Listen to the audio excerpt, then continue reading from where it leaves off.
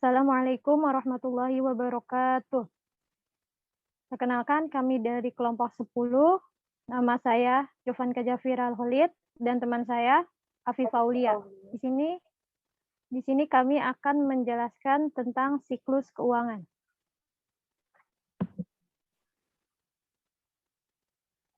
Pengertiannya, siklus keuangan yang terjadi di setiap perusahaan pasti berhubungan dengan SIA, Sistem Informasi Akuntansi. Siklus keuangan terjadi karena keterlibatan perusahaan dalam aktivitas keuangan, kemudian diolah dan menjadi informasi yang dibutuhkan bagi perusahaan dan pihak luar perusahaan.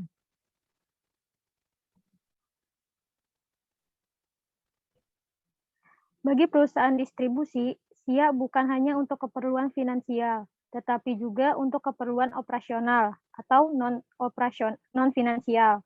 Dengan demikian, siklus keuangan perusahaan distribusi secara tidak langsung akan mendorong manajemen untuk lebih terbuka.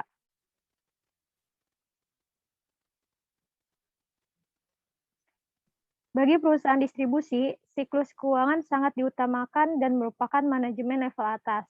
Pada akhirnya, perusahaan distribusi bisa menghasilkan berbagai macam informasi keuangan, mulai dari transaksi sampai penyajian laporan keuangan. Proses siklus keuangan distribusi. Yang pertama, diawali adanya transaksi dalam sebuah perusahaan untuk melakukan pencatatan transaksi. Yang kedua, dilakukannya proses dokumentasi. Yang ketiga, pencatatan ke dalam buku jurnal perusahaan. Dan yang keempat, diposting ke buku besar.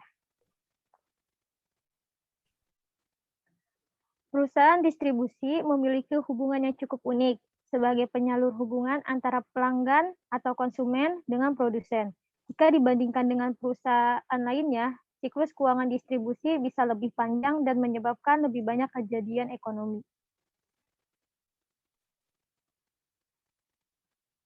Oke, slide selanjutnya akan dibacakan oleh teman saya, Afifah Aulia. Kepadanya dipersilahkan. Cara manajerial memahami siklus akuntansi perusahaan distribusi. Yang pertama, pencatatan transaksi lengkap. Pada tahap transaksi, setiap transaksi keuangan harus memuat segala aspek kronologis dan sistematis dalam periode tertentu.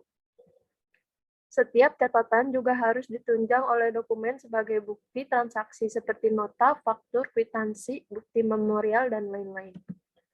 Selanjutnya, yang kedua, menyusun jurnal akurat. Semua transaksi kemudian harus dicatat dalam jurnal umum yang disertai dengan bukti transaksinya. Pencatatan jurnal bagi perusahaan distribusi berbeda dengan perusahaan lain, karena tingkat transaksi yang tinggi dan memiliki banyak jenis. Beberapa jurnal khusus yang diperlukan misalnya jurnal penerimaan dan pengeluaran kas, serta jurnal pembelian dan penjualan, dan jurnal operasional usaha. Yang ketiga, membuat neraca saldo.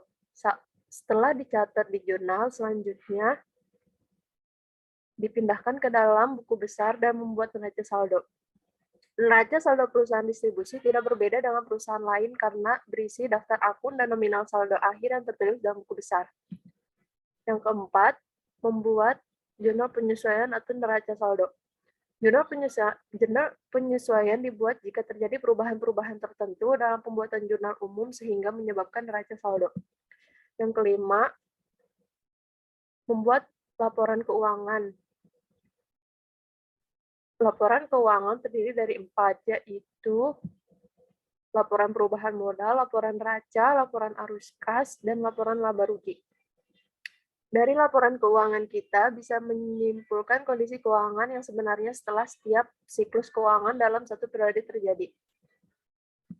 Yang keenam, membuat jurnal penutup. Pada tahap pembuatan jurnal penutup, informasi mengenai akun pendapatan dan beban yang tertulis pada laporan laba rugi harus dianalisa, diolah kembali. Pentingnya membuat jurnal penutup karena laporan keuangan merupakan objek yang akan menjadi pertimbangan bagi pihak-pihak yang berkepentingan terhadap perusahaan. Yang ketujuh, membuat neraca saldo setelah penutup. Membuat neraca saldo setelah penutupan merupakan tahap akhir dari siklus keuangan. Dalam tahap ini dilakukan pencatatan kembali jika didapati akun-akun yang mengalami perubahan. Caranya dengan menyesuaikan raca dengan jurnal penutup. Selanjutnya adalah gambaran siklus akuntansi. Dari awal adalah bukti transfer, kemudian ke jurnal, buku besar, raca saldo, jurnal penyusunan, laporan keuangan, jurnal penutup, raca saldo setelah penutupan.